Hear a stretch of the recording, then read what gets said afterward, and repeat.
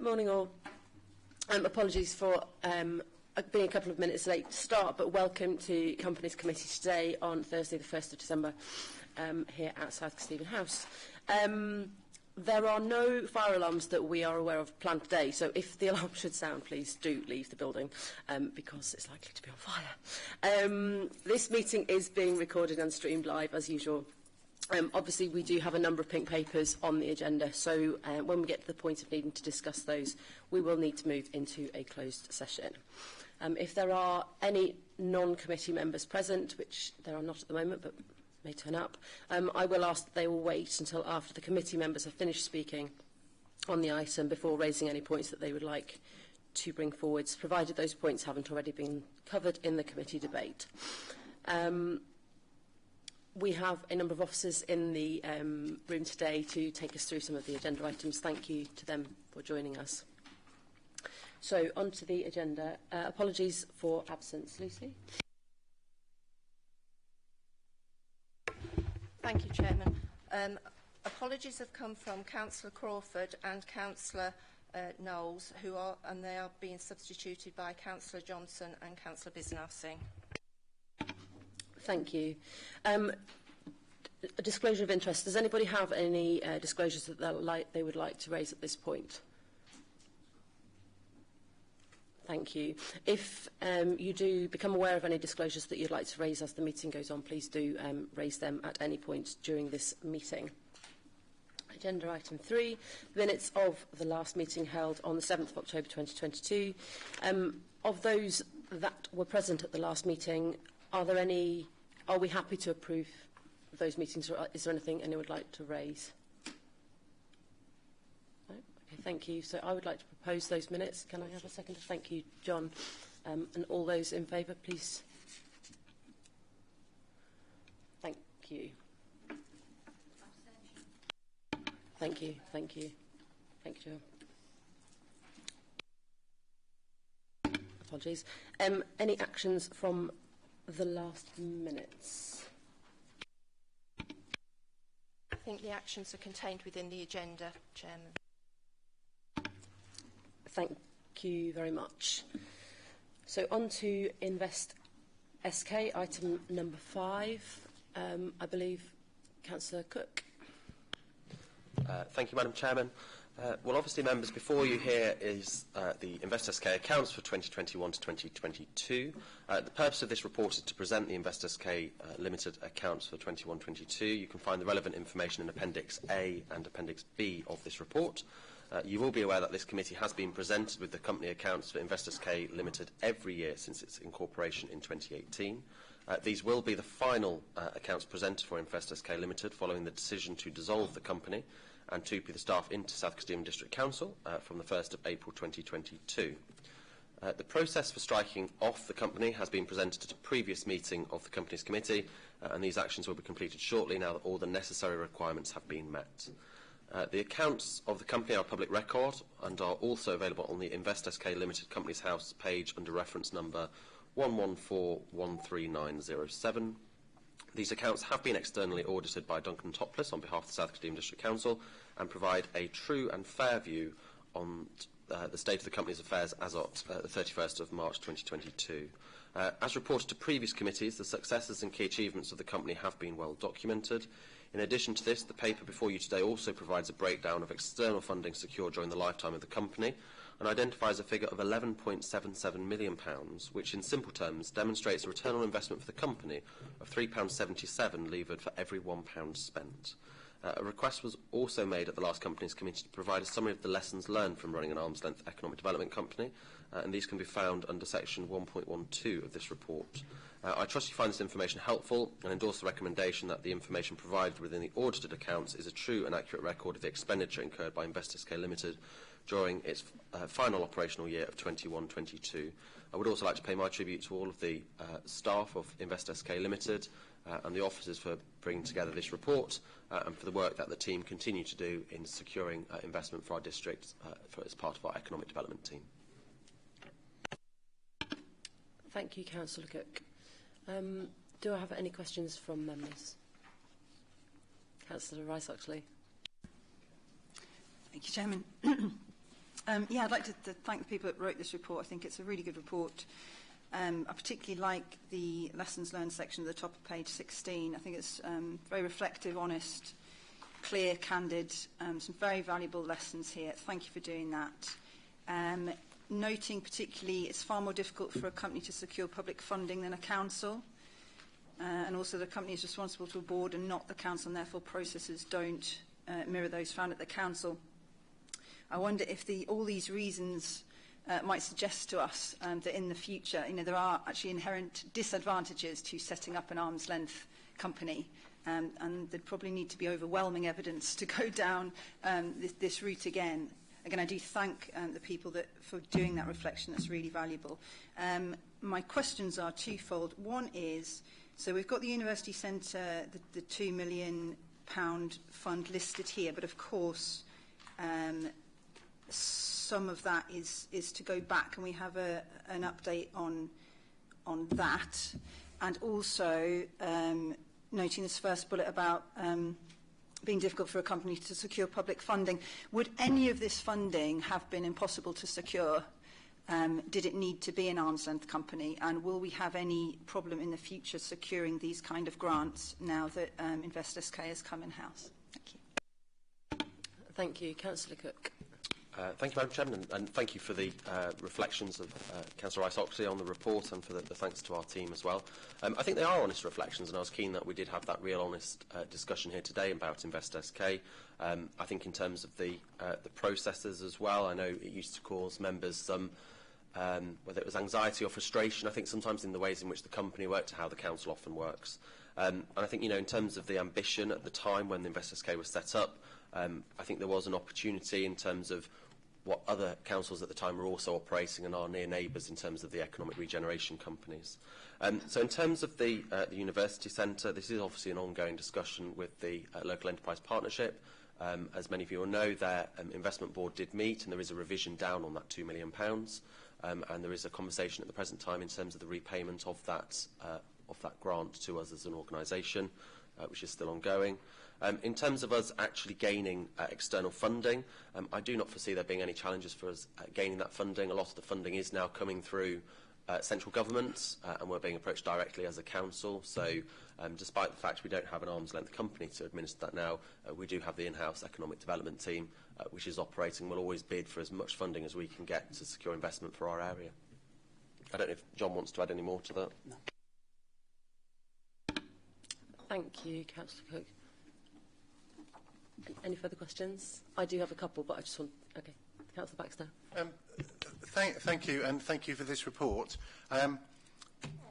It's difficult to know where to start. We probably would start back in 2017 when Matthew Lee and Callum Cook, as his deputy, brought this as kind of the answer to so many of our problems, along with Environment SK, Deliver SK, Homes SK, and all the other SKs, with the possible exception of Alliance SK. This vehicle was supposed to free us from the shackles of local government, and was supposed to open up all these opportunities. As Councillor Rice-Oxley has hinted, there's very little on here, if anything, that couldn't have been done from within the council, from a properly funded internal economic development team.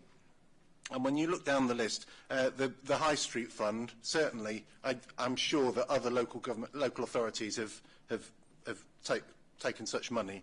The University Centre Grantham, we know, is in a haul. We're going to have to pay back £1.3 million, and we haven't even delivered what we said we were going to deliver. So how that can be put down as a kind of success or return on investment is beyond me. The other ones are grants which I'm sure would be available wherever. I would like to ask about the Bourne and Deepings community projects. I don't know if that means the Cycle Fest, which was way overspent, and then when the community said they liked it, the council, and I think it was the Cabinet Member for Culture, just basically listened to the scrutiny and then squashed it anyway and said we're not having that again. But going back to the company, so to the lessons learned, yeah, we have got some lessons learned, but there are some big...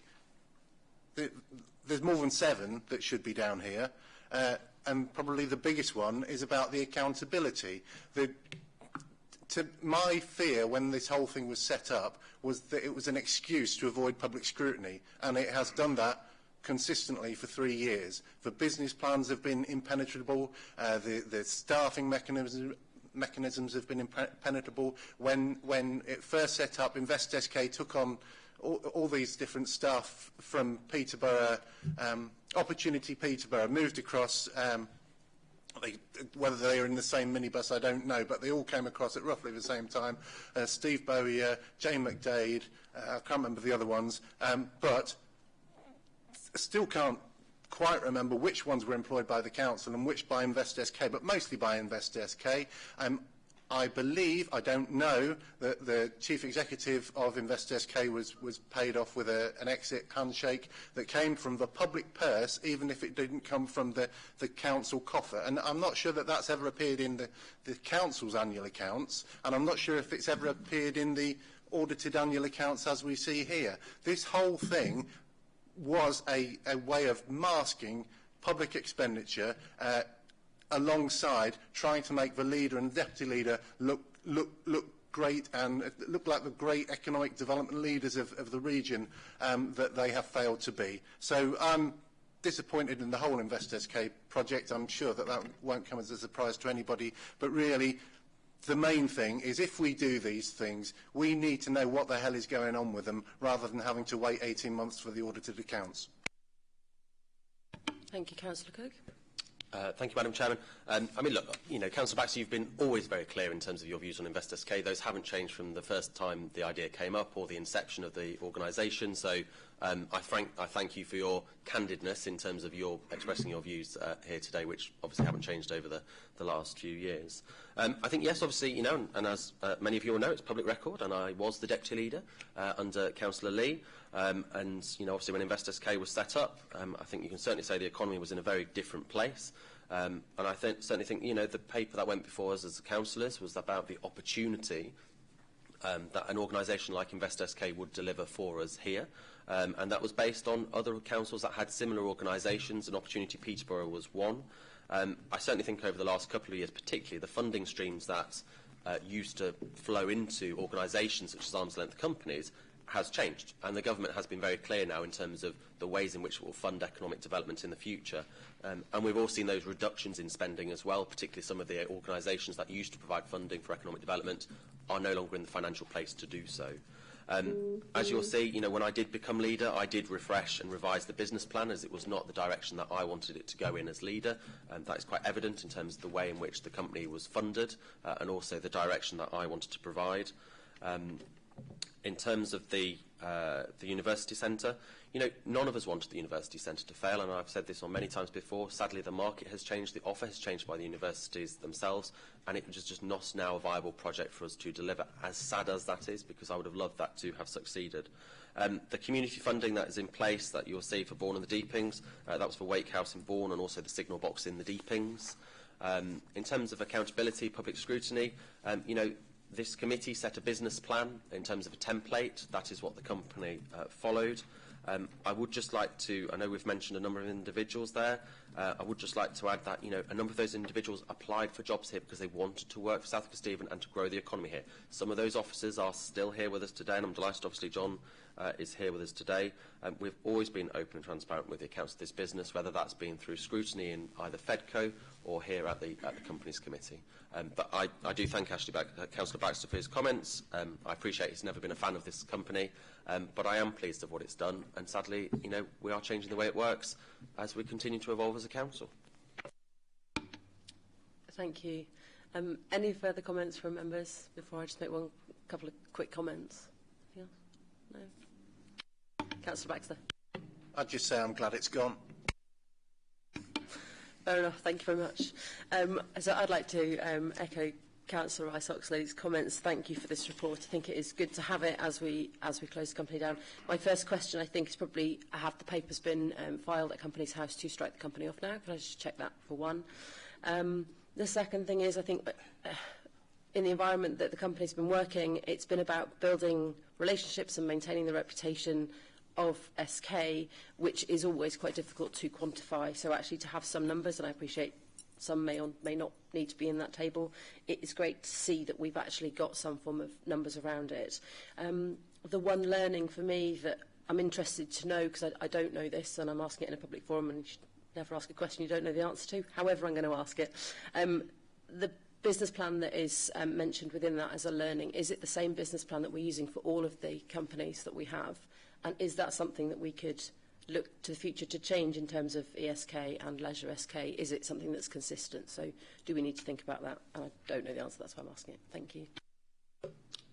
Thank you, Madam Chairman. In terms of striking off the company, I'll hand to John Hine for that one. In terms of the business plan, so obviously this committee agreed a template under the previous chairman, which the companies are to follow. Now, obviously, those companies are of different backgrounds and in terms of what they are delivering.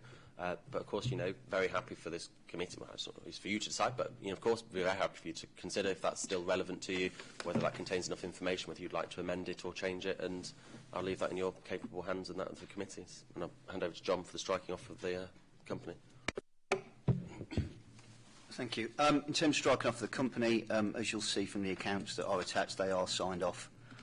They're with the auditors to file with Companies House. I'm just looking at Companies House website now, as I am regularly, because the second they are filed on Companies House, we'll be able to press the button on strike it off the company. That's great, thank you. Okay. Any further comments from members? Okay. Thank you. So we are requested to consider the information provided within the audited accounts as true and accurate record of the expenditure incurred by Investors SK Limited during operational year 2021-2022, which I believe is what we have just done. Thank you. So moving on to, bear with me for 2 seconds.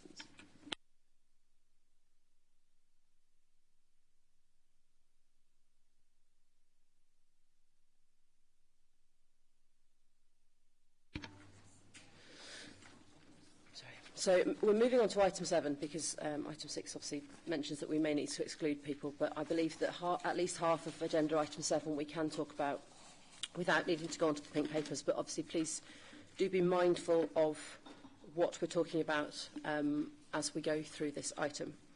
We've got Nicola. Nicola, thank you very much. Good morning. Thank you, Madam Chairman.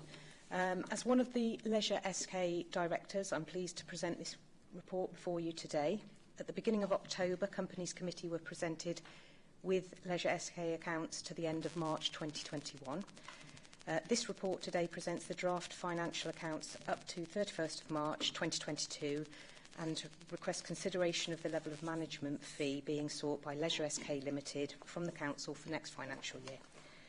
The report charts the areas the Leisure SK Board is currently reviewing, beginning with the condition surveys at paragraph 1.8 of the report. These surveys have provided guidance on what remedial work may be required, categorised into the 4 groups, and again you can see that at paragraph 1.11. As we scroll through the report, at paragraph 1.13 are details of the works required, and at 1.14 are the details to support the management fee request for the new financial year. Leisure SK has 2 significant areas of expenditure, staffing and utility costs. Both are adding additional pressures to the budget. Please be reassured the Board of Directors remain committed to ensuring the company can mitigate a level of staff and utility increases and are exploring a range of opportunities to increase charges and reduce energy consumption. So Companies Committee is requested to recommend to Cabinet a budget allocation of up to £500,000 to support Leisure SK for the financial year 2023-2024 and agrees to receive audit accounts for the period up to 31st of March 2022 at the January 2023 Companies Committee meeting. I'll get my teeth back in now. Thank you. Thank you, Nicola, and thank you also for this report. So, do I have any comments from members, please? Councillor Baxter. Thank you. Why haven't we got a business plan? Okay. Thank you for the question, Councillor Baxter. The business plan is approved annually, so the one for the following year it will be due to the committee in January, which is traditionally when that has happened. Councillor Baxter?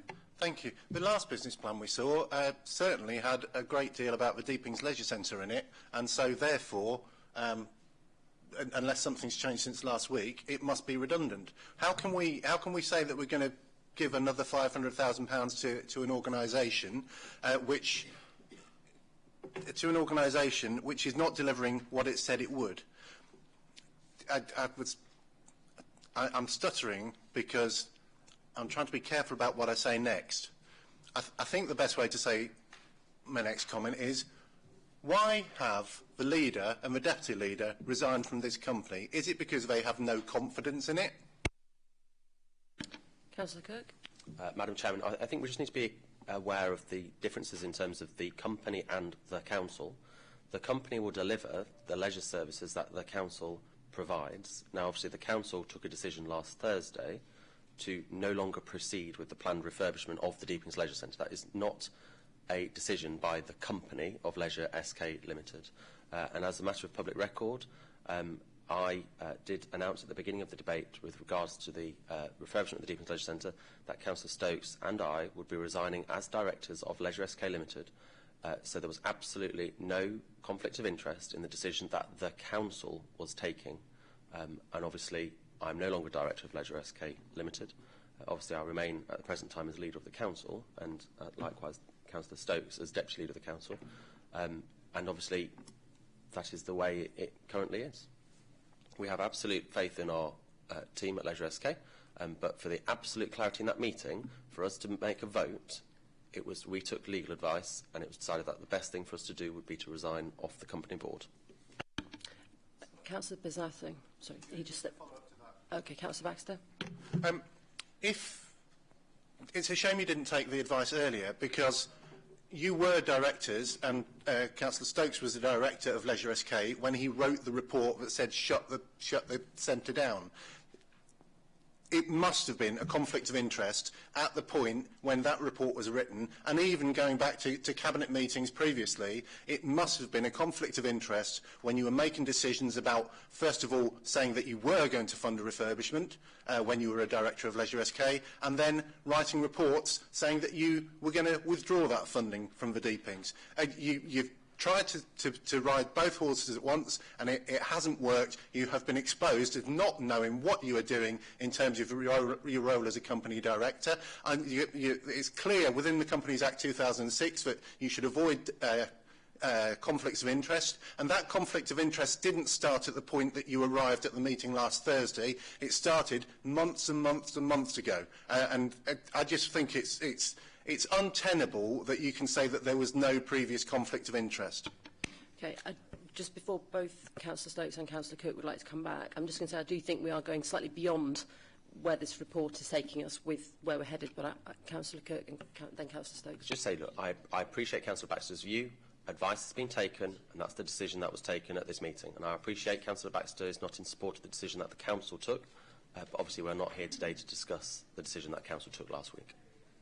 With respect, Chair, I'm not talking about the decision last week. I'm talking to the Companies Committee about the clear conflict of interest between the until last week directors of Leisure SK, when they were making decisions on behalf of the company. I'm also questioning the viability of this company when two of the senior directors have just resigned from it, when the business plan is massively out of date on account of the council's decision.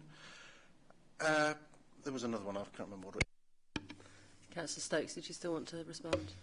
Yeah, I would like to respond. Thank you, Chairman. Well, I mean, as Councillor Cook said, it was the advice that we were given prior to the council meeting. We have full faith in the Leisure SK board that's remaining. We have full faith in the Leisure SK staff.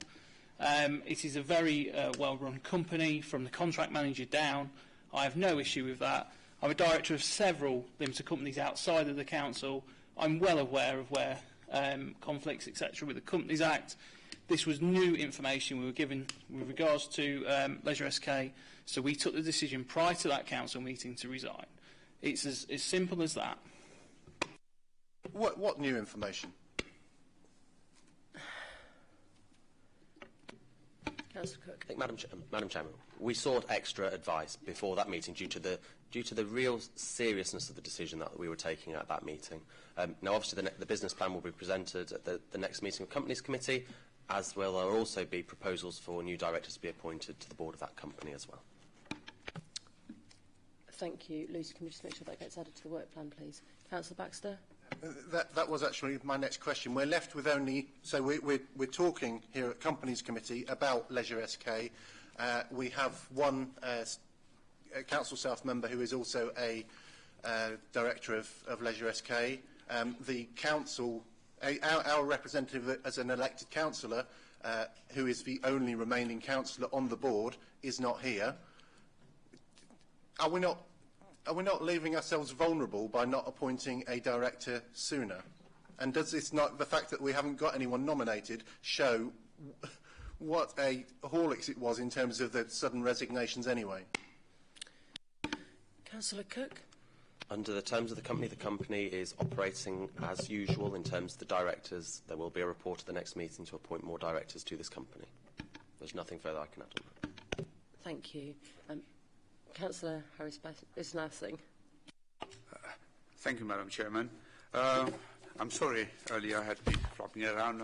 I left my copious notes I made on it on my thing behind. I picked the wrong one last meetings, the company's meetings notes here.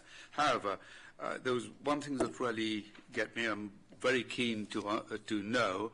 I believe with Leisure SK, the remaining for 3 leisure facilities, Grantham, Bourne and Stamford, I believe that they have got condition services being done. Will it be possible to have a detail of each of the surveys? What is the work that is required for each of these leisure facilities?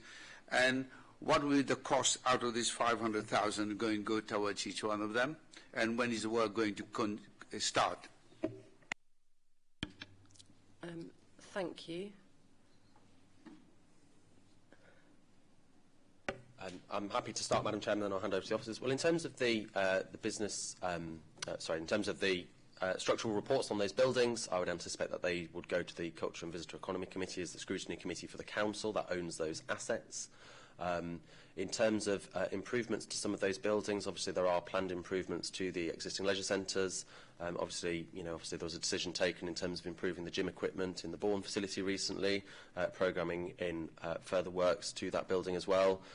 Obviously I know residents in Stamford are also quite keen for the wave machine to be fixed as well. Councillor Bisnell to say, well, there you go, Councillor. No, I think fixed. I think fixed because it is a fun leisure pool. But there is a plan of investment. Obviously, that will need to go before us as councillors in terms of our budget strategy.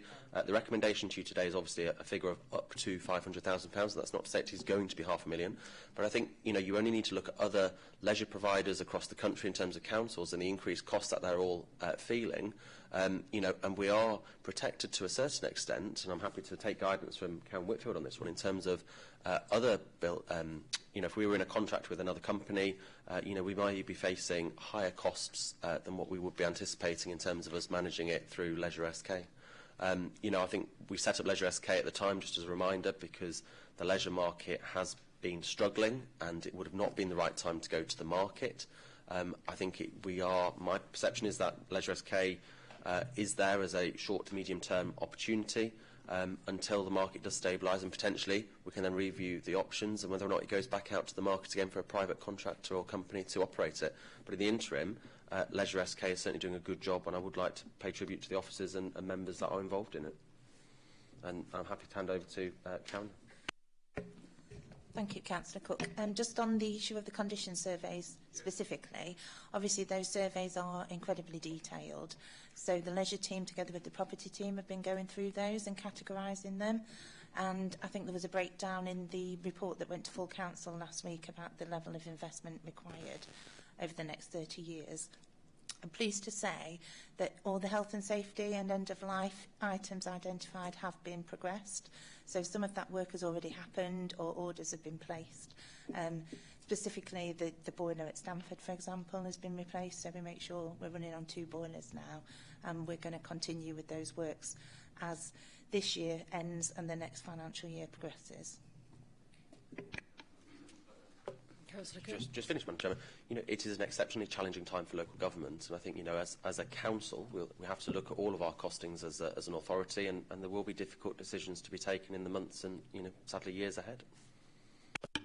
Thank you. Councillor Bisnassing, do you want to come back with something? Yes, please, Madam Chairman. I just would like to...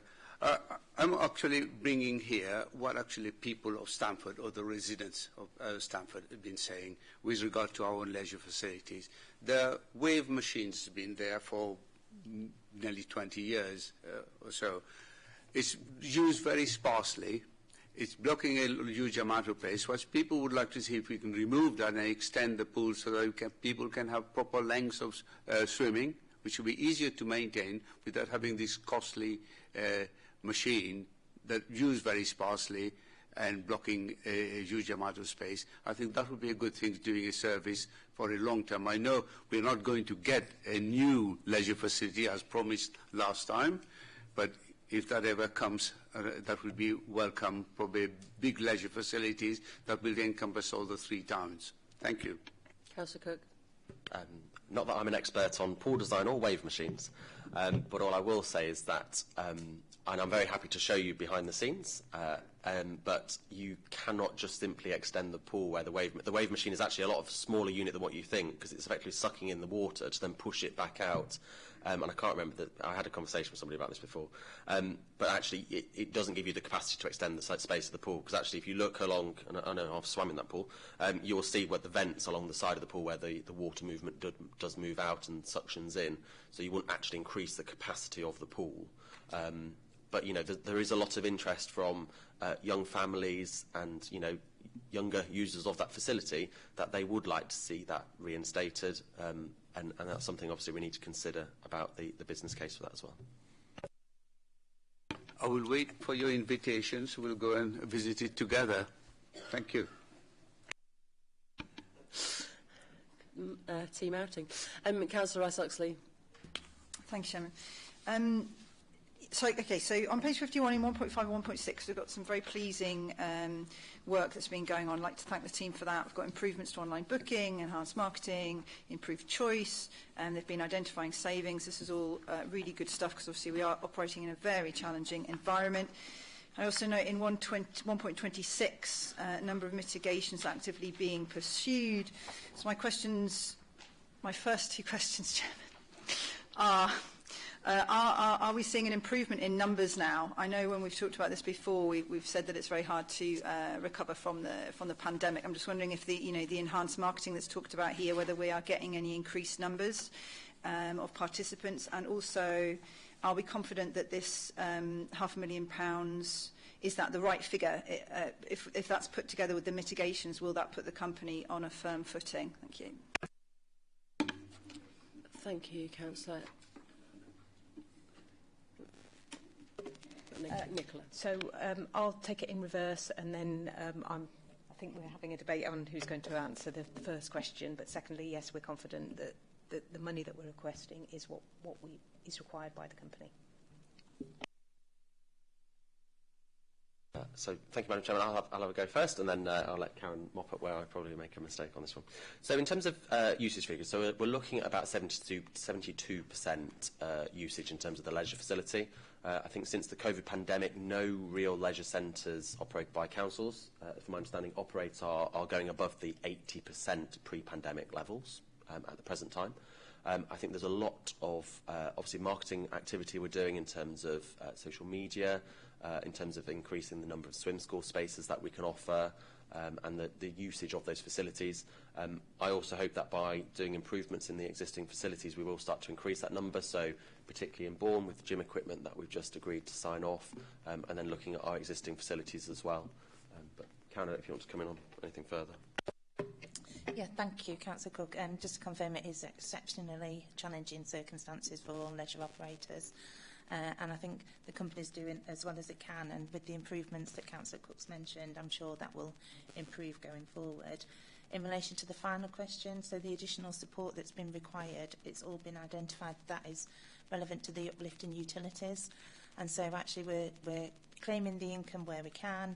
We're covering off the mitigating actions to try and reduce that. And obviously we'll have to track that as the year goes. So there can be no guarantees because obviously the utility market is very unpredictable at the moment. But we'll continue to track that as we go along. Thank you. Councillor Cook. Thank you. If I can just add, I think just with a different hat on, obviously the LGA continues to lobby the government for funding for leisure and health and well-being, and that is a cross-party group of leaders and councils to try to secure more funding for leisure, because I think we all know the challenges of running leisure centres, and that's not just being felt by us but across a number of authorities. And we'll also see it in terms of people as we enter the winter months, and as the economy is challenging. I think people are watching their discretionary spend as well, so we need to make it as accessible as possible for people to come and use our facilities. Thank you. Councillor Rice-Oxley, I know you've got one more question. Thank you. Yes, sorry, two more, Chairman. So 2.3 on page 54, so it talks about a working group across the districts.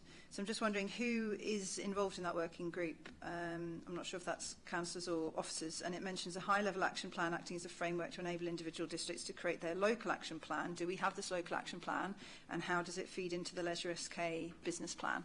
Okay. Thank you, Karen. Thank you, Councillor Rice-Oxley.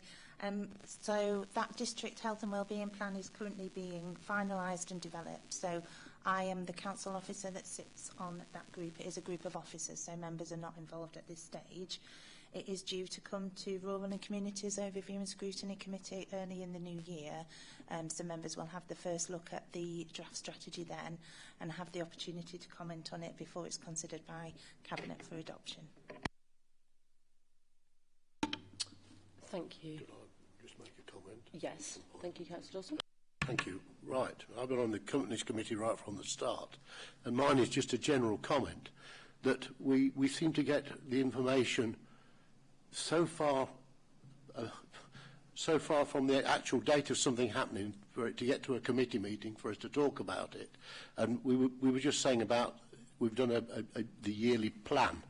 And when you're going through, I'm a businessman, when you're going through very difficult times, a yearly plan to a degree, when it's ever changing and fast changing, I mean, who could have predicted what has happened in the last 2 years? I mean, it is unbelievable.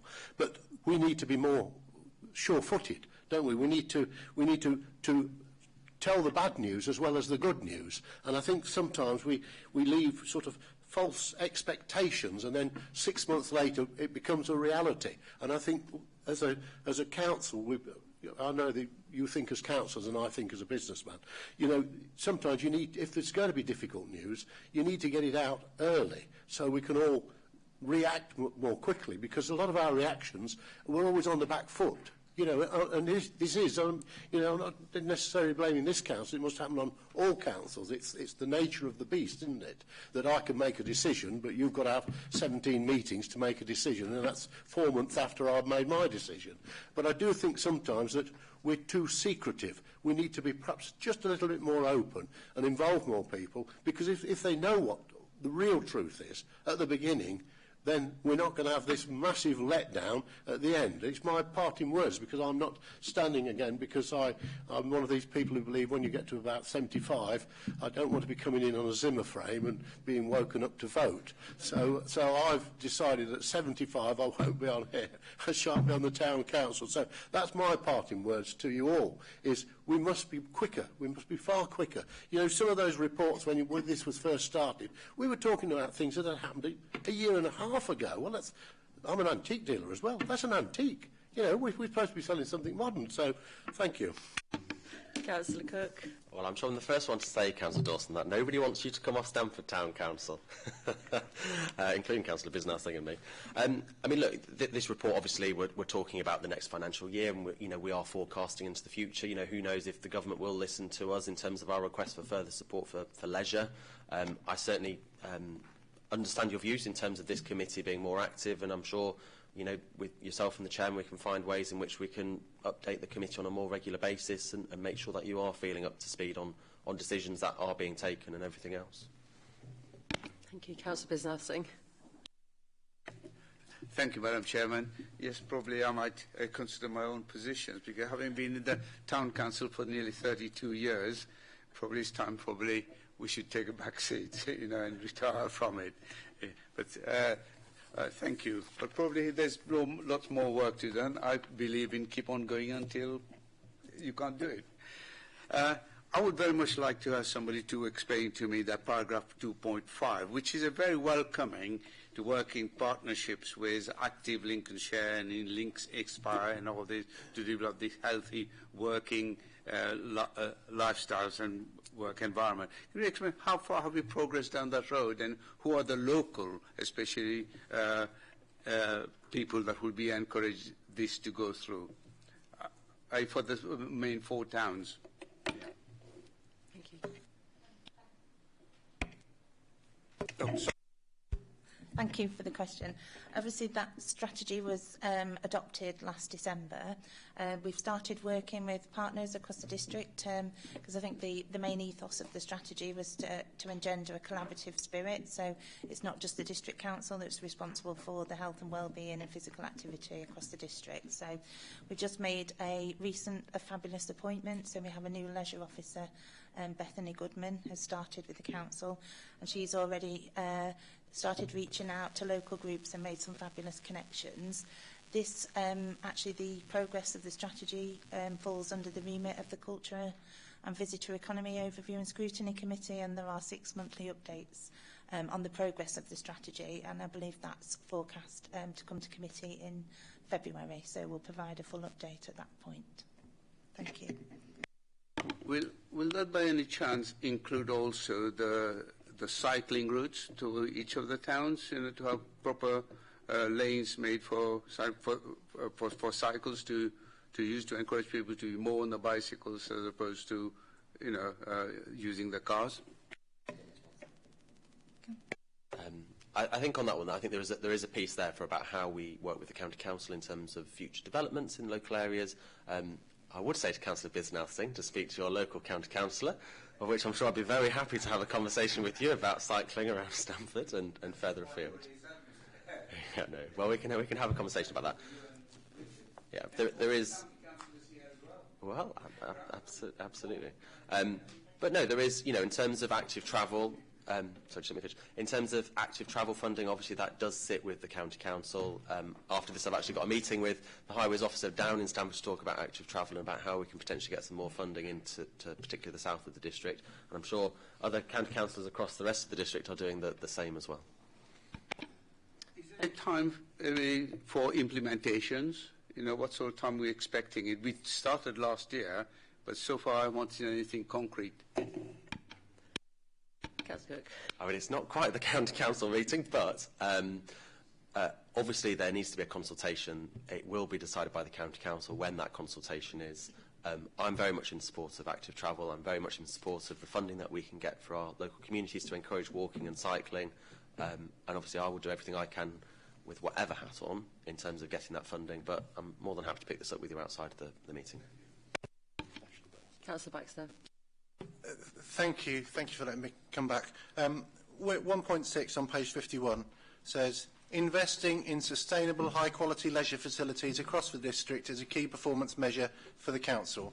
Well, if it is, we're failing. Not to want to keep going on about it, but what happened last week in terms of abolishing Deeping Leisure Centre without even the opportunity for scrutiny is an absolute disgrace, and those people who voted against the scrutiny should be ashamed of themselves.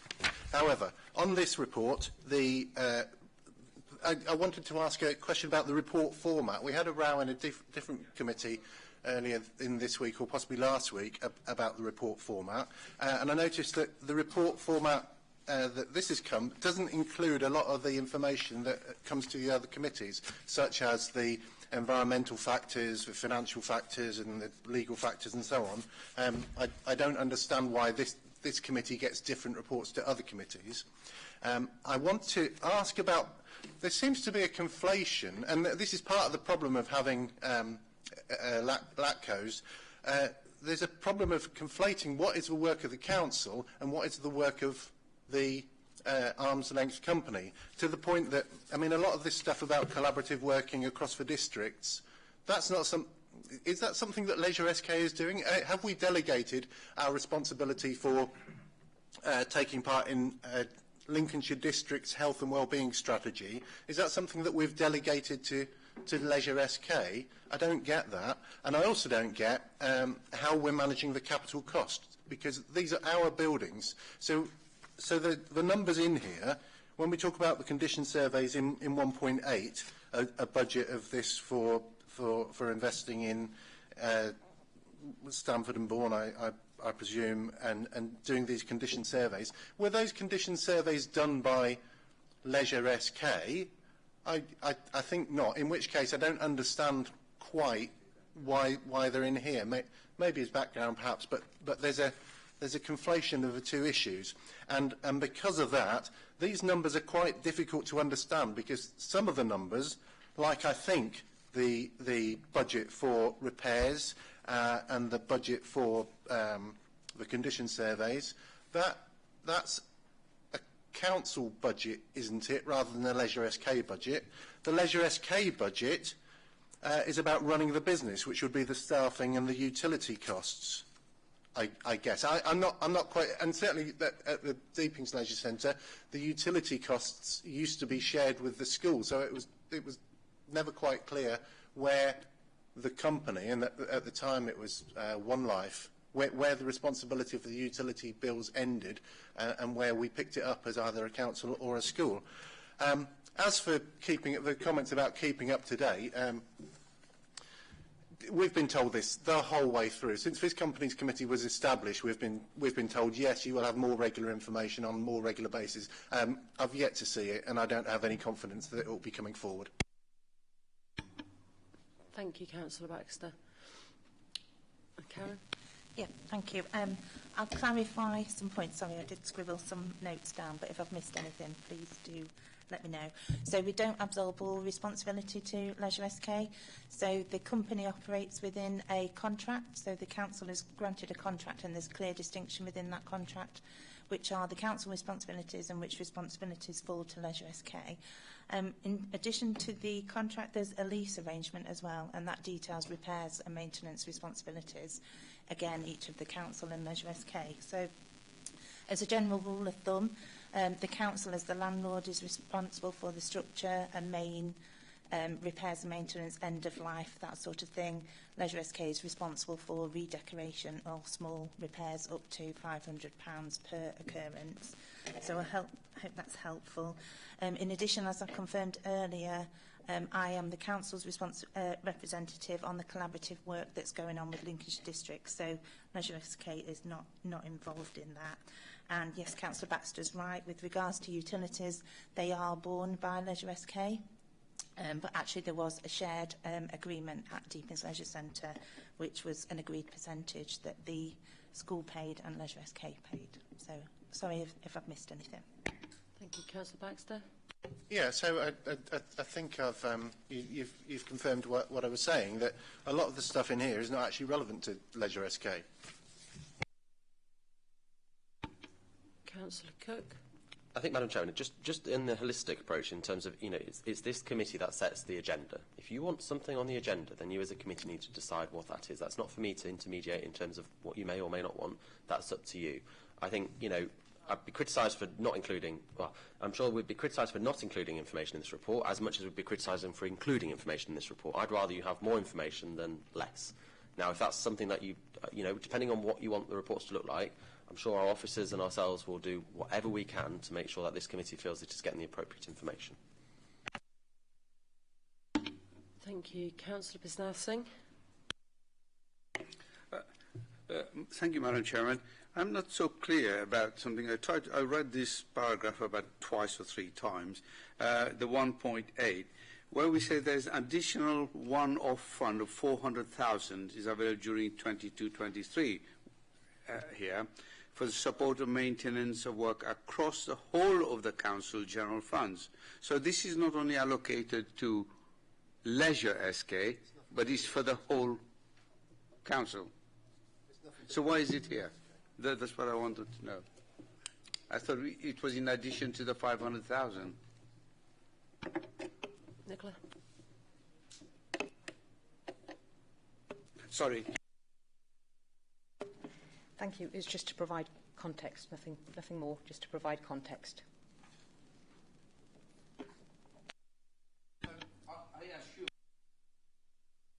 I assume that we have more or less moving 900,000 to Leisure SK to some of the other three areas works that needs to be done. So this is really based on the General Council Fund.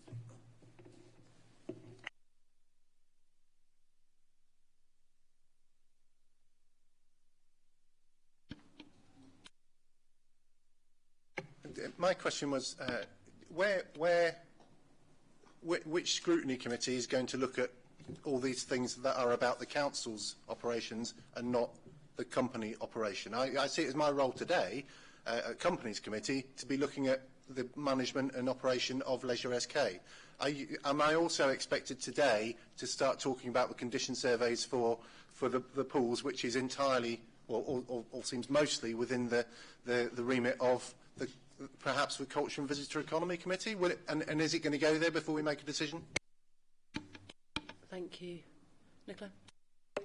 Performance goes to the Culture and Visitor Economy Overview and Scrutiny Committee, 6 monthly. I'm not so much talking about the performance, I'm talking about the condition surveys. Yep, that forms part of it as well. Thank you. Councillor Rice-Oxley? Thank you. Just a question about 2.7 on page 55. So it says, members are therefore recommended to consider if any further checks and balances are needed. So I'm just wondering, I mean, do we have checks and balances missing at all? Can anyone suggest checks and balances we might need? I wonder if was a lack of checks and balances a factor in the process leading up to the Deepings Leisure Centre situation. And secondly, it talks about future impartial scrutiny of Leisure SK. So yesterday we had a meeting about changes to our scrutiny process. So I'm just wondering whether how much longer we will be discussing Leisure SK here, and when, if and when, it will move to a different scrutiny committee. Thank you. Thank you, Councillor Cook. Thank you, Madam Chairman. Well, obviously, I wasn't at the Scrutiny Committee, but I did get a full debrief in terms of what was said and agreed. Obviously, if that is agreed by us as a council, I would envisage that that would be done at the AGM. So the new term of councillors would be managing the new committee in terms of whether that is, depends what the final version of it is, but the Leisure Overview and Scrutiny Committee would then obviously assess the company and the council as a holistic approach in terms of it looks at everything. Thank you. Any further comments from members? Councillor Rice-Oxley. I don't think I had an answer about the checks and balances. Can anyone indicate what checks and balances we might be missing here? Thank you. Councillor Cook. Well, Madam Chairman, I think that's for the committee to decide. Thank you. Councillor Baxter. Oh, one of the checks and balances is to ensure that we have sufficient oversight as elected members of the company. And currently, we've only got one councillor who is left on the board of Leisure SK, who could resign at any moment, and she's not here to answer questions about it anyway. So I think, as a matter of urgency, we need to be working out who is the best person to be in that post. Thank you. Councillor Cook. I think, as I said at the beginning of the debate, obviously there will be a paper at the next meeting to allocate new directors. Thank you. I think equally the business plan was mentioned by Councillor Baxter at the start, and I think we probably need an updated business plan at the January meeting as well, if that is a check and balance that perhaps we do need updated. Thank you. I just also have one final question. Obviously, in this report, we're being asked to recommend to Cabinet a budget allocation of up to £500,000. At what point do we think we will have a figure rather than an up to figure that we might know? And secondly, having looked back, the number that we've been allocating to Leisure SK has increased every time. What assurances do we have that there isn't going to be continuous significant increases, I guess, would be my question. And what are we doing to try and mitigate that if in you know, if in a year's time we're coming back and saying actually we need to keep going up. So that were my thoughts. Thank you, Madam Chairman. So I think the proposal is up to 500k because the contract works in such a way that the council funds the deficit. So we don't want to allocate a budget of 500k and pay that over. We're just capping that at 500k before we'd have to come back to council if it looks likely during the course of trading that that figure would not cover the deficit. So I hope that's helpful. In terms of the funding that's gone to Leisure SK, yes, you're right, that has increased, but that's down to external factors such as utility increases, etc. So what I can say is the Board of Directors monitor the financial performance of the company on a monthly basis. That is a standard agenda, and the Council also provide an officer for support that provides additional scrutiny on the finance performance. So hopefully that's provided some assurance for you. Thank you. Councillor Cook. I think just to add to that, obviously, you know, there needs to be a continued drive for the usage into these facilities in terms of getting more customers, in terms of getting more income into these buildings, but also looking at ways in which we can also save money in terms of how these are operated. Particularly, you know, one of the biggest costs outside of the staffing is obviously the heating of the pools, and obviously looking at the temperatures of those pools to make sure that they are at the right level. And I know other council areas have been looking at the temperature levels in terms of what they are set at and how they're operating. But we need to get more usage out of these buildings. Ultimately, it is a council decision in terms of funding, and obviously it depends what the council wishes to do in terms of funding. Thank you. I don't know who's first. Councillor Baxter. Thank you. Just a question in terms of process. Because of concerns that have been expressed previously, including the lack of a business plan, I'm minded to vote against recommendation 1. However, I don't really understand why it's here that we're recommending to Cabinet. Don't we have in January a joint budget scrutiny meeting ahead of a full council meeting that determines the budget for next year? If we make this recommendation to Cabinet now, it's still going to be discussed again at joint scrutiny in January, isn't it? In which case, while I welcome all kinds of scrutiny and opportunities to talk about it, but what's the point in us having an opinion if it could be overturned later on? Councillor Cook. Ultimately, I think it's just providing, you know, continuity for the company and confirmation in terms of the direction of travel. Now, obviously, when we get to the council budget meeting, you know, as we all know, any decision can be changed and altered at that meeting because it's up to council to set the budget ultimately. Okay, thank you. Councillor Bisnath Singh. Thank you, Madam Chairman. As it was, what I would like to do is somebody clarify for him, what is the benefits and the advantages of having limited company operating within our corporate body? I would have thought we are far better off as a corporate body when we issue a contract to a contractor to do the job. We can far better manage it and control it, and we've got more power for it than to have a limited company that is operating within the umbrella of SKDC, which got layers of insulations. So I'd like to know, what is the advantage? What do we gain? Are we saving money, or are we spending more money? Councillor Cook. I mean, obviously we can circulate the options appraisal and the decision at the time when we were producing it in terms of the operations of the company. I think at the time when we established Leisure SK, it was very much this was seen as a short to medium term option before going back out to the market to seek a private operator. Now, obviously the leisure market is still not as stable as what you would expect. A number of councils are experiencing significant challenges with their external contractors. We can certainly circulate the document that was discussed previously around it, but it was to provide stability to the council and to our facilities at the time. Councillor Bisnath. The reason why I'm asking that, because there is a leisure facility just been opened in Woolfox Leisure, I think just off the one closer to Stamford, which got everything, got leisure facility, swimming pools, keep fit and modern one, which I think the spend on that has been less than what I call 5 million, from what I can understand. And yet it looks like state-of-the-art equipment.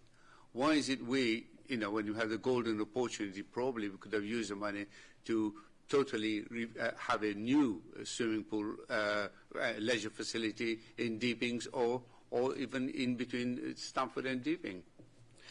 Why is it we are incapable of doing that? And is in any way having a leisure company, will they better resource these things?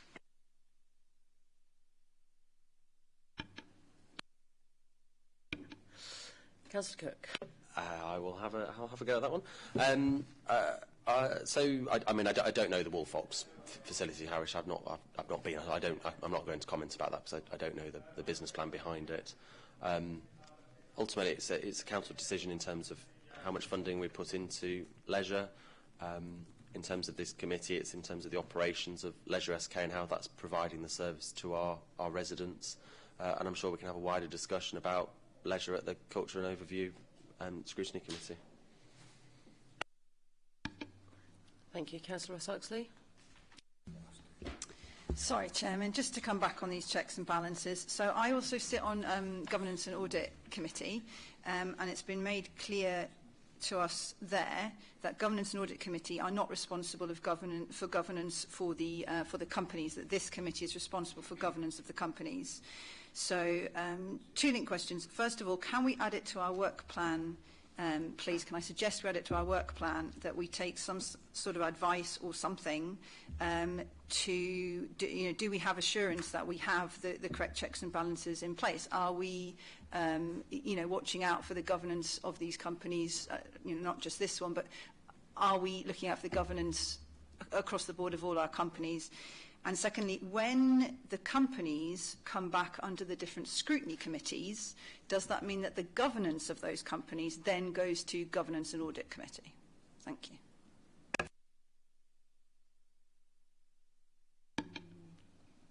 Thank you, Councillor Ross-Oxley. Alan? Sounds like it. So in terms of the checks and balances, I think the reason that was in the paper was just if members had other ideas as to there are checks and balances in place, including this committee. In terms of a decision the council might make in the future about changing its committee structure, I would expect that the scrutiny committee would then have the opportunity to look at it. And in terms of governance, yeah, that would fall within probably into governance and audit, councillor, because they are obviously used to dealing with governance issues. But that's something that we still need to work through and ensure that there is proper governance in the terms of reference of each of the committees going forward. But obviously no decision has been made on that. So the progress on that isn't well formed at this time. But yeah, that's a really good point that we'll need to take into account as if we do make any changes. So thank you for that. Thank you. Are there any further points on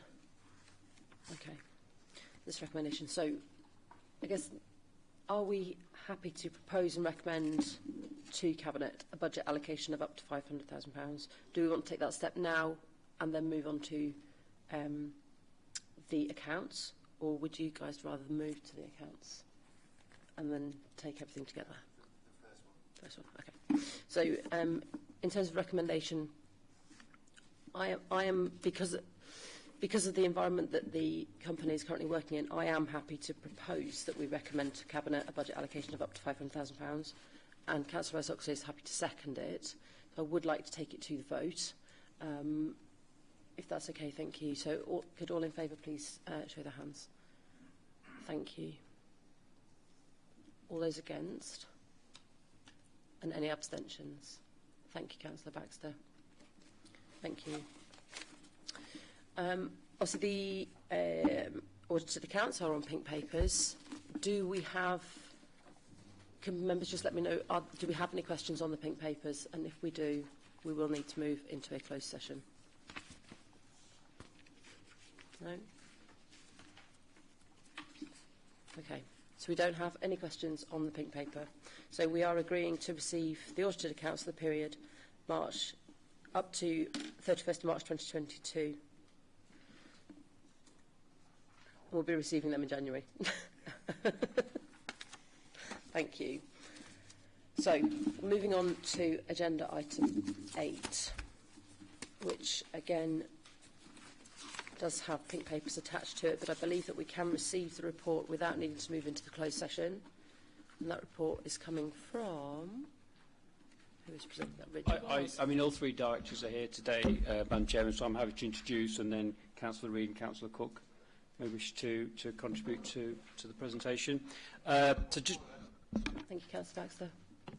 Thank you. I just wondered why this report is in a different format to the other reports, in terms of every other report has got the name of a director. I think it says at the top of the reports, report of, and then there's the name of a cabinet member, but this one hasn't. This report is from the directors of the company, not from any councillors.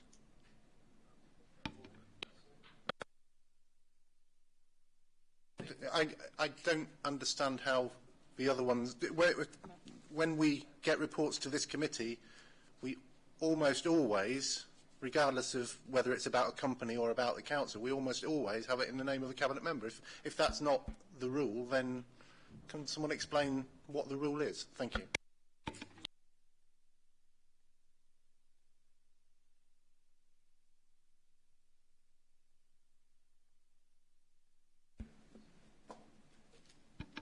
Thank you. Richard. Thank you, Madam Chairman. So this report potentially could be the last report from Gravitas Housing.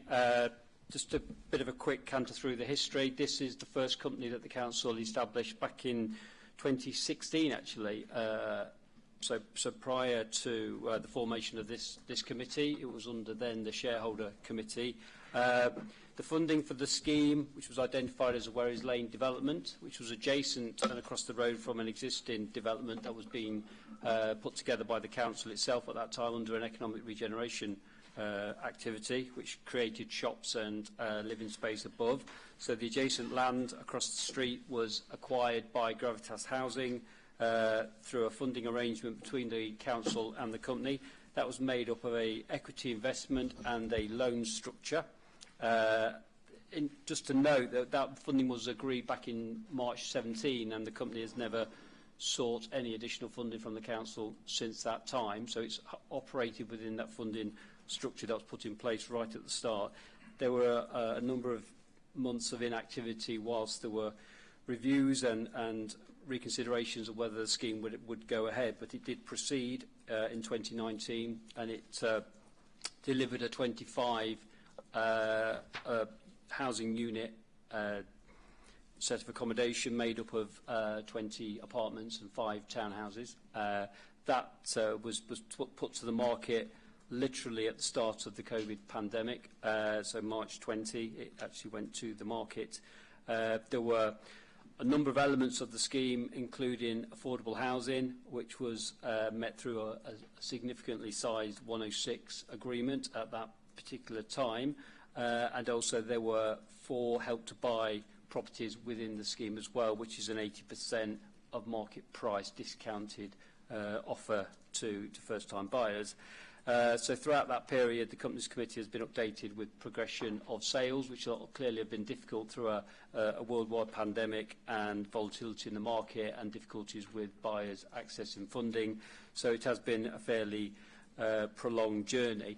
Clearly, the longer that process took, the more costs that were being incurred by the company, because at that point it started to incur empty council tax liabilities on those properties, it started to incur standing service charges on the utilities, and it also incurred marketing expenditure whilst the properties were being put to gauge interest and ultimately to secure sales.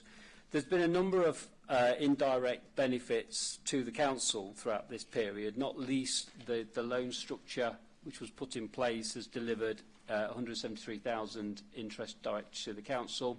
The council didn't incur its own borrowing costs when that loan was put in place. It utilised its reserves, so there was a direct gain to the council through the commercial loan structure that was agreed. Costs that were incurred by council officers working on behalf of the company were charged to that company.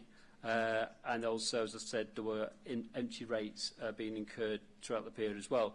Also, during the same period, New Homes Bonus still existed. That's since been withdrawn as a funding initiative by the government. But during the period of this, there were New Homes Bonus receipts being directly receipted to the council, and they totalled 188,000. The projected balance of Gravitas Housing at the moment is 750,000 in the Gravitas bank account. So if the decision is taken to dissolve the company and wind the company up, clearly that money will be returned back to the council itself. So that's put against the equity investment. That's not the loan element, that's the equity investment side from the council. So there's a net gain in overall terms of 672,000. I've attempted to put as much of the financial information into the public domain in the report, but clearly there is an exempt profit and loss account, but I've tried to pull out salient points from that profit and loss to at least help the readers to understand some of the financial movements that have taken place.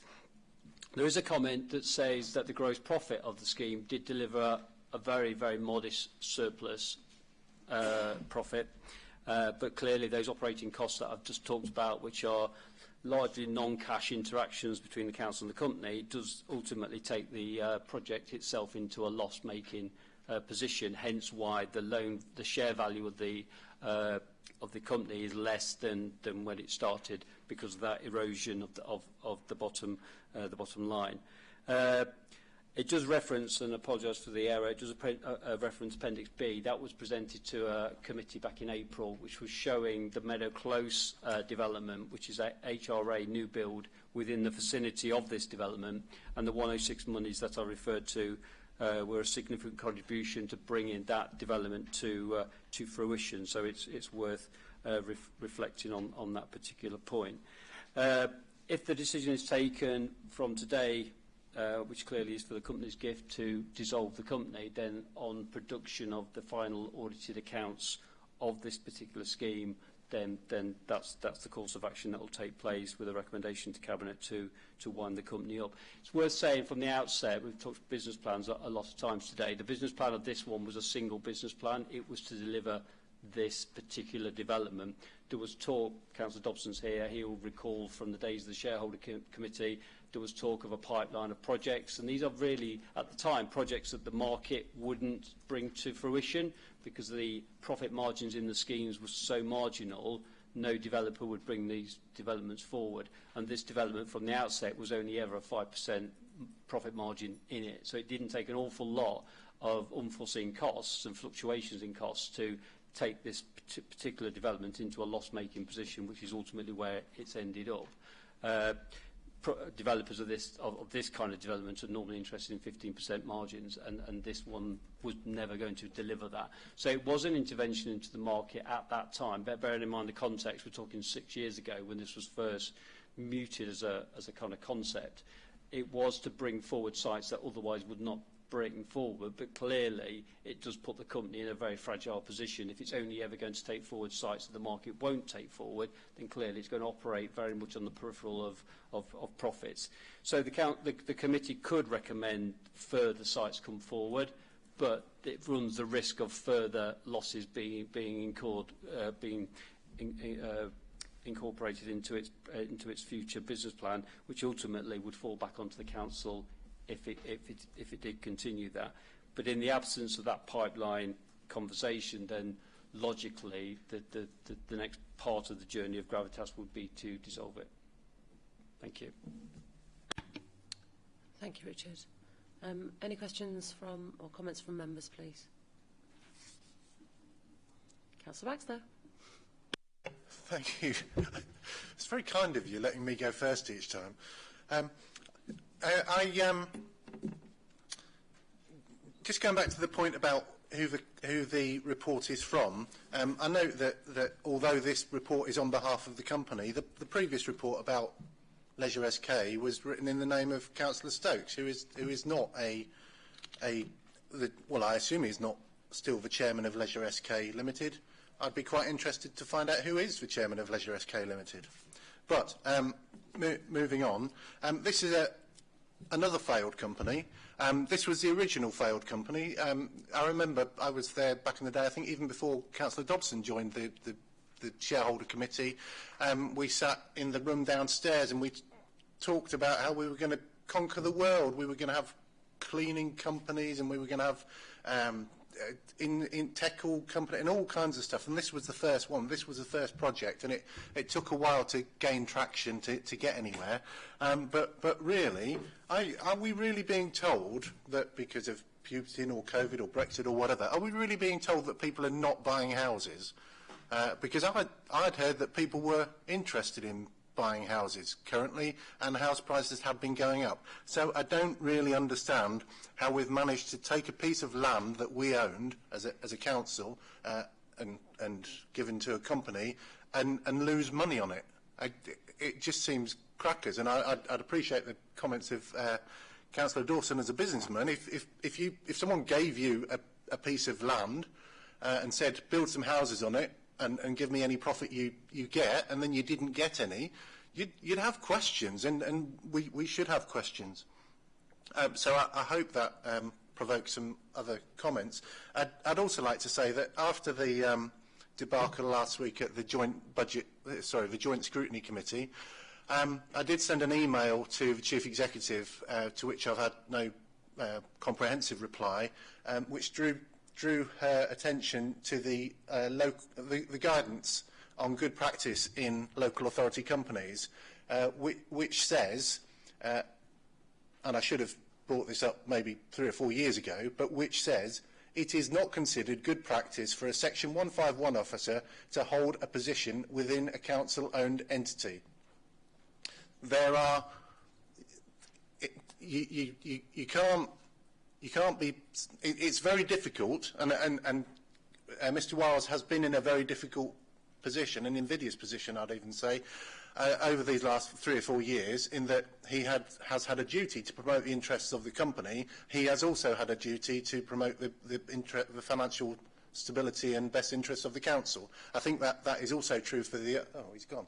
For the other directors of companies who are in the room and on these things. But with hindsight, would we have done it that way if we'd realised... In fact, would we have done any of this if we had realised? Would it have not made more sense to just say to a developer, on the basis that you'll build houses for people on this land, could you just get on and do it and let us know when you've made a profit?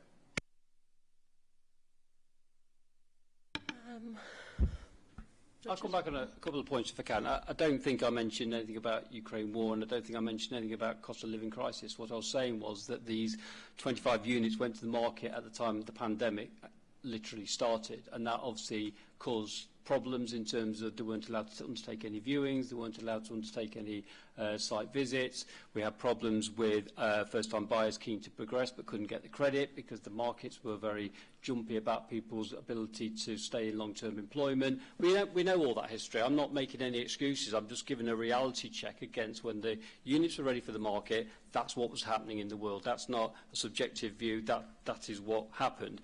I'd also make the point that the 106 agreement fundamentally changed the direction of travel on this whole profit and loss. Any other developer would have come back to the council and renegotiated that 106 and said, if this scheme is to go ahead, we need to renegotiate this 106 because it's literally pushing this into a loss-making position.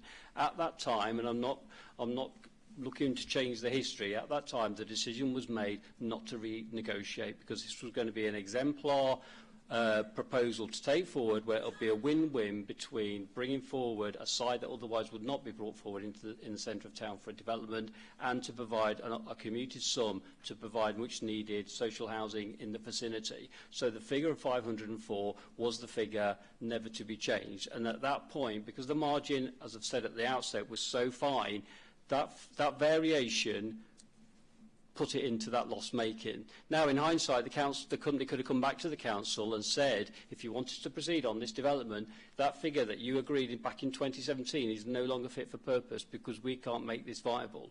That wasn't the decision that was made. It was to plough on within that constraint of the finances with all those other costs swirling around this company. Now, of course, we can look back and say it didn't deliver from a financial point of view, and you're probably surprised for me to say this.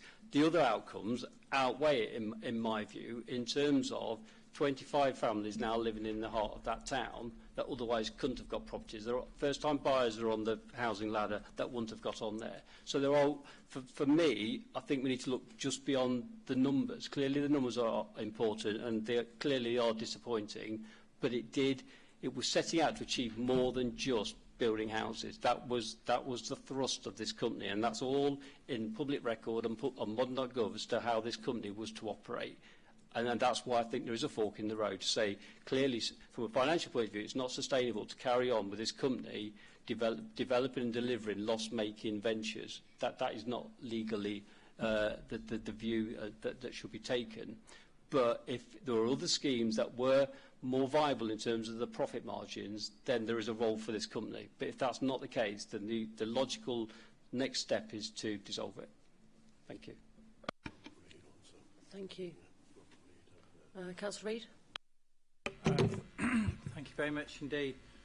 I think there's several of us as councillors have been on planning committees and have all shared aspirations of 106 agreements and the word cost of profit, where the 106 agreements we've had to consider, often very reluctantly, in lower levies. So that would be one thing that's here. Of course, the other things is that within the recommendations that's before the committee today, as item 2 is recommended to dissolve Gravitas. Let's not forget, this is the aspirations and legacy of the leader four times ago.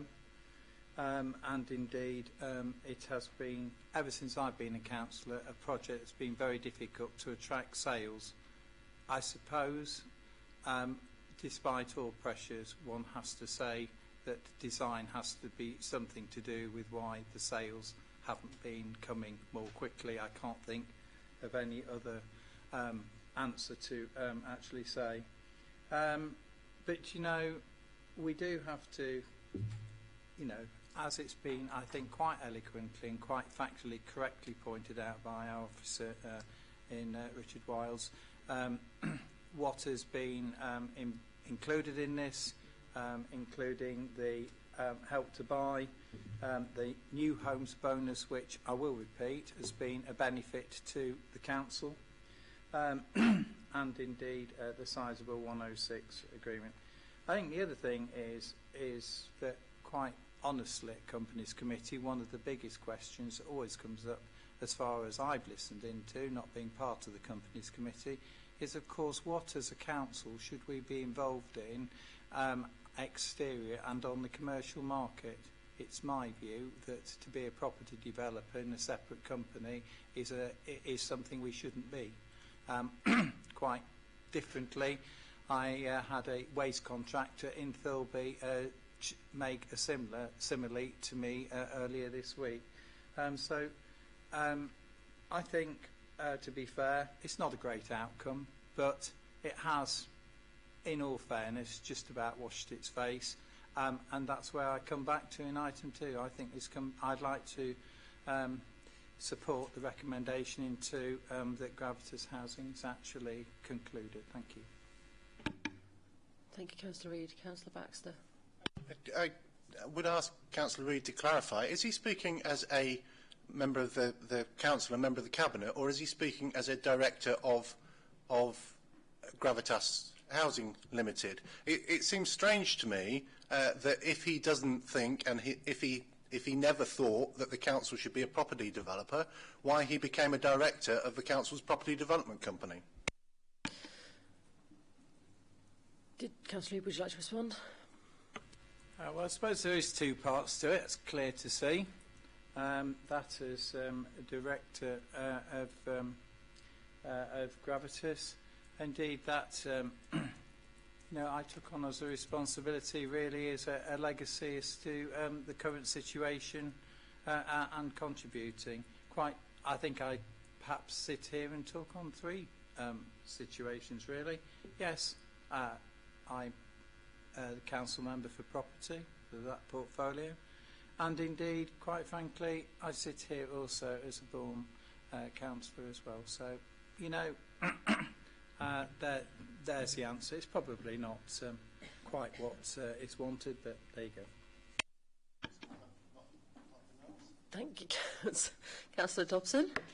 Thank you, Madam Chairman. Yeah, this, if we go back in time, when I was chairman of the Shareholder Committee, Councillor Baxter was on that committee as well. We talked about this. It was quite an exciting project at the time, and it was officer-led, which is perhaps not the occasion today, as we come through councillors and in a traditional and what the correct way it should be. We looked at this property. It was on a piece of wasteland at the back of Bourne. Nothing was going on with it. It was just lying there to waste. And it was a good idea to put something on there, and flats. And they have been occupied by people, by young people who use the town.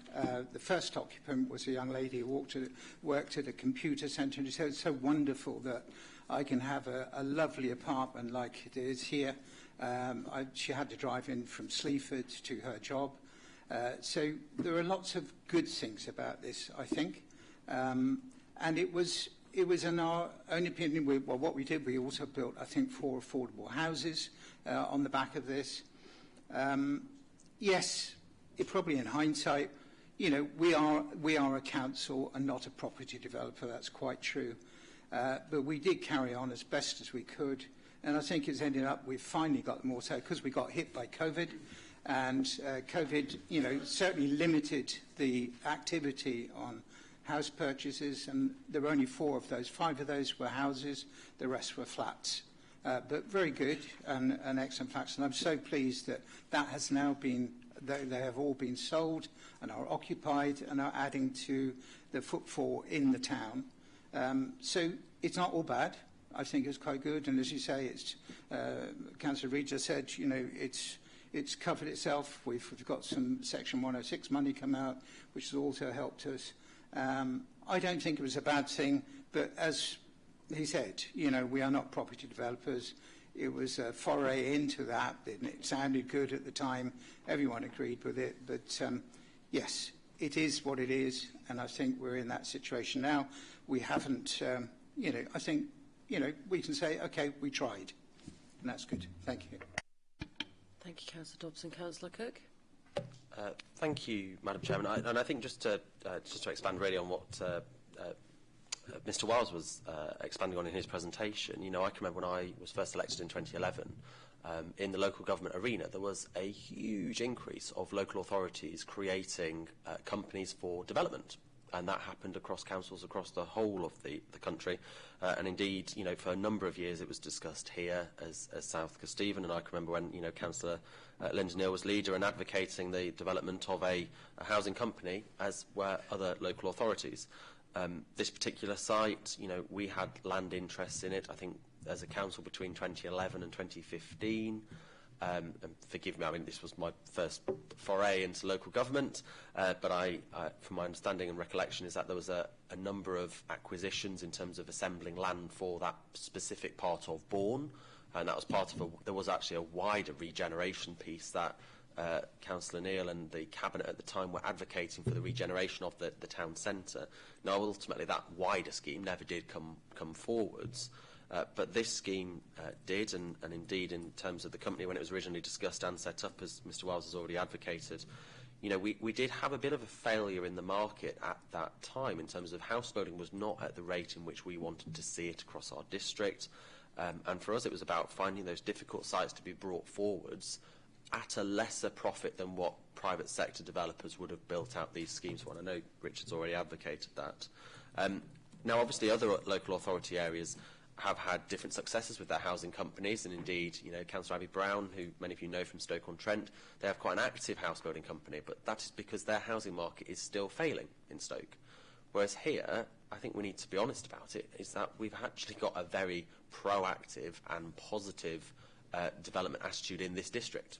You know, we see build-out rates that other districts envy to a certain extent. You know, we do have a very active private sector development companies in this area building out homes. So the necessary need now for an organisation like Gravitas in bringing forward those difficult sites is not necessarily required. You know, you only need to look at difficult sites in Stamford and they are snapped up, and indeed sites in Grantham are continuing to build out. So I know the specific example of this site, and we can all talk about design and what it looks like, and advice was taken at the time in terms of what should go on that site and everything else. But I do agree with Mr. Wiles in his presentation. But just to give you some context in terms of how long this has been discussed at the District Council. Thank you, Councillor Baxter. Thank you. I'm continually shocked by the rank hypocrisy and collective amnesia of the people who have spoken so far, with the exception of the officer. To say that this project was officer-led is, to me, nonsense, because we sat in a room, there were councillors around the table, there were officers there, but it was... I mean, you were on the shareholder... I don't think you were the first chairman of the shareholder committee, but you were on the shareholder committee, Councillor Dobson, and so we shouldn't be throwing the officers under the bus for a project which is basically our idea. To say at this point, after the project, to say we're not property developers, it's a bit late now to realise that. I mean, if I said to the council, oh, would you lend me some money so I can buy a plane, and then crashed it, and then at the end of it say, oh, actually, seems like I'm not much of a pilot, that's no good to the public purse, is it? And to have lost money on a scheme like this, yes, it does prove that we never were property developers, but as in the case of the other companies, we should stop pretending that we're land agents or we're some kind of experts that we're not, especially when we're elected members. We should concentrate on doing the things that we're supposed to be doing as a council. It was said when we were setting up this Gravitas scheme that the whole point was to disrupt the market. If Councillor Cook has just said that we have one of the best housing markets in the country, and it's kind of implying that it would be impossible for us as a council to compete with the buoyant house prices and so on. You can't have it both ways. If we wanted to disrupt the market, then we obviously thought that there was a problem with... Councillor Cook. Councillor Baxter, that's not what I said. What I said was that in terms of when that company was set up, we did have a failure in the housing market. We still had the lag-on effects from the 2008 crash in terms of the economy. House building was not building out at the rate at which we wanted to in this district. There were difficult sites that the private sector were not bringing forwards, and that is why we were going to disrupt the market and bring forward those difficult sites. I'm grateful to Councillor Cook for explaining how he has solved the market problems of the housing sector in South Kesteven. I think it's brilliant. That comment was completely unnecessary. That's not what I said at all, and I hope the member would act a bit more respectfully. So, if we're not property developers and we're not Invest SK people either, and it seems like we're going to realise, or it's going to be decided that we're not grounds maintenance people either, then perhaps we should get back to doing what we're supposed to do. And yes, I think we should be building houses. Councillor Dobson and Councillor Cook appeared in a video not that long ago, pre-pandemic admittedly, but they stood up, said 100 years of council housing, how brilliant. We are going to deliver 500 council houses over the next few years, of which I think fewer than 50, probably fewer than 30 have actually been delivered. If we were concentrating on building houses for people who need them, who are on our council list, rather than trying to disrupt the market and acting like property developers, we might be better off as a council. Councillor Dobson. I think Councillor Baxter is losing the plot here, because we're going back to something here. We're talking about Gravitas here and what we did with Gravitas. He was on that shareholder committee. He was quite in favour of this happening. So here we are. We've all tried to do it. And I think it's been, when I said it was officer-led, I think officers were given that brief and they came up with what we thought was a good scheme, which we adopted. So it's over now. We've got here. Let's just wrap it up. And, we can't go on because, as you said quite correctly, we're not property developers. But we wanted to help the market, push it along, as Councillor Cook said quite right at the time. Nothing was happening. We were trying to push all these parcels of land that we had around, and we did our best. And I think that what we did wasn't too bad. We didn't, we gave some money. We've had some Section 106 money out of it. But we are now what we are, and we're here discussing Gravitas housing now. So there it is, and that's what we should stay with. Thank you, Councillor Dawson. Councillor Bice, we done? The only other question I would ask is how much would we have got for that land if we just sold it for profit at the time? I admit that we wouldn't have got perhaps for townhouses with no gardens that nobody wanted for ages, but if we had just said to a developer, you can build this land on the basis that you build housing on it, was that an option, or are we going to be told that no developer wanted it for housing?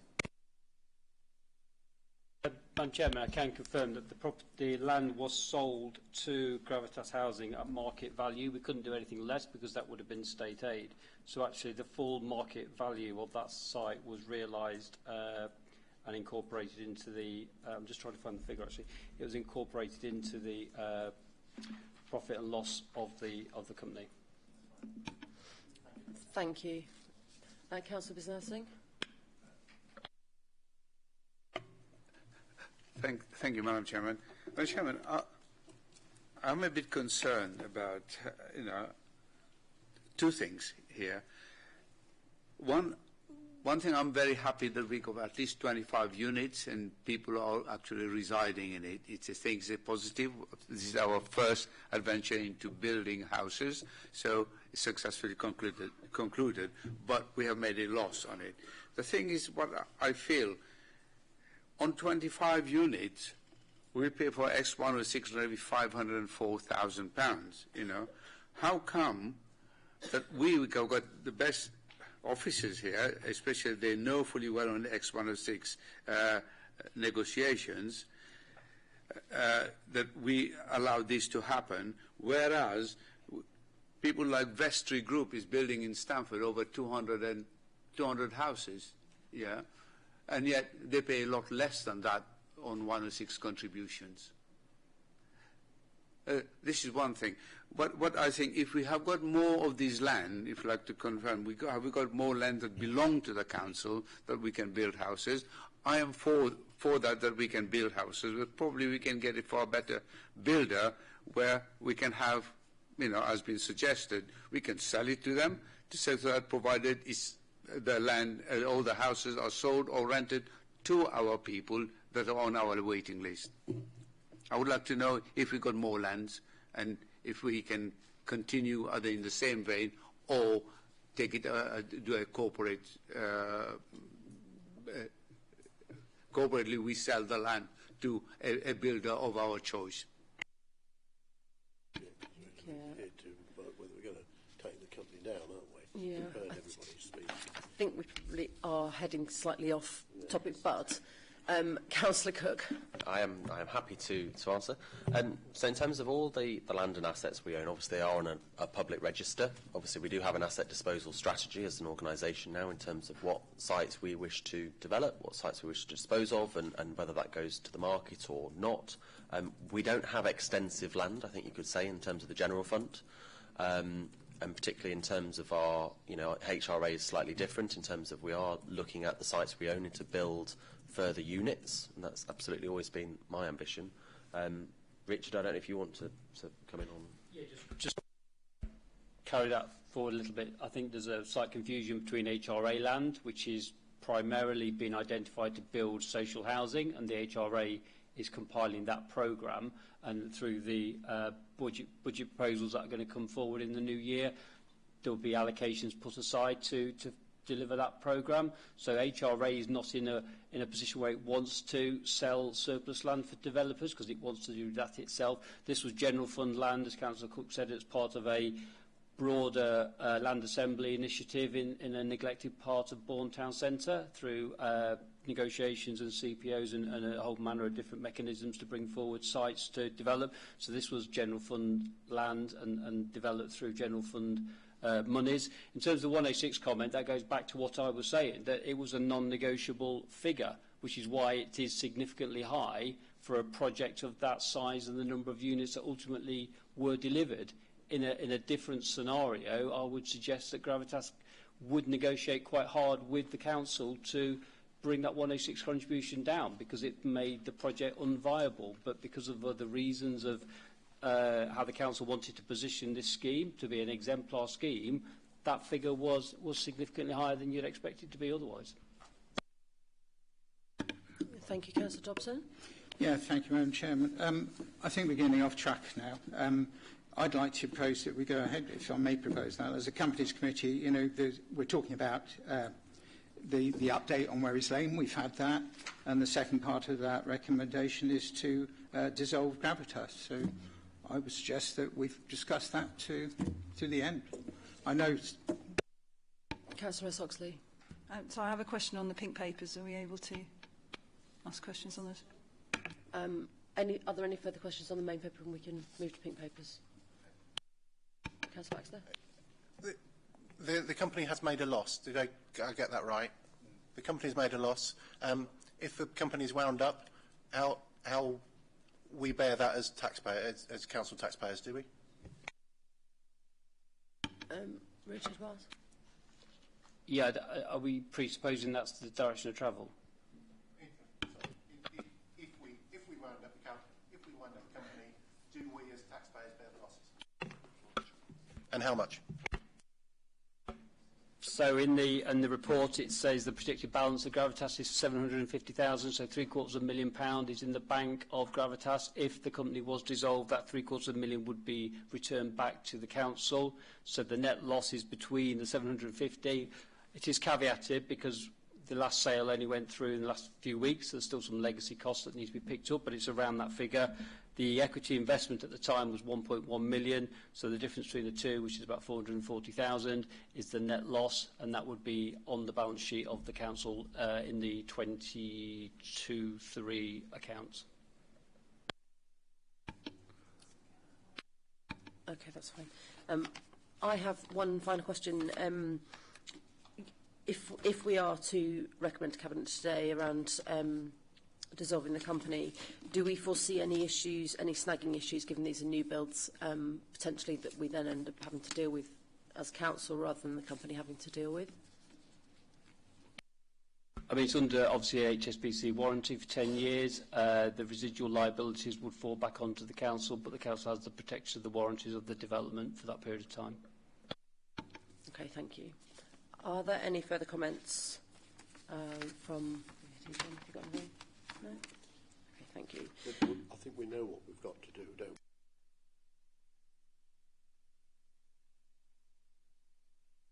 we? All right, there will be a cost involved, but I think we've decided, everybody seems to be singing from the same hymn sheet, we're not property developers.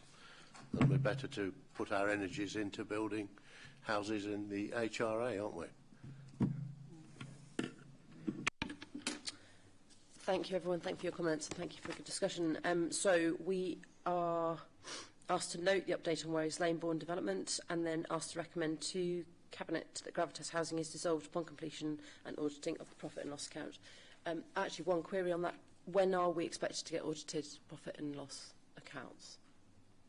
Once all the final transactions have been undertaken, we can do a part-year close-down of the company, so possibly take it to the end of December, so it would be a 9-month profit and loss for the final year of trading. That would be compiled and sent to the auditors, so whatever that timeline looks like, probably by March or April 23, I would expect we'd have audited accounts at that point. Thank you. Get that added to the work plan as well. Okay, so on that recommendation, I am happy to propose... And I'm happy to second it. Thank you, John. John to second it. So please can we go to a vote? All those in favour of recommending to Cabinet that Gravitas is dissolved upon completion? Thank you. That's unanimous. Thank you, everybody. No problem. So the final item on today's agenda is the work programme. Hopefully everyone's had a chance to look at it. Obviously, we've discussed a couple of extra things today that will be added to the work programme as a result of discussion, which I've taken down as Leisure SK, the business plan and the director list to come back in January 23, and then the Gravitas final accounts March or April, depending on when they're ready. Sorry, I don't have a copy of the work plan attached to my agenda. Mine just finishes like that. You can get the last page. No, I ain't got it. Can I look at yours?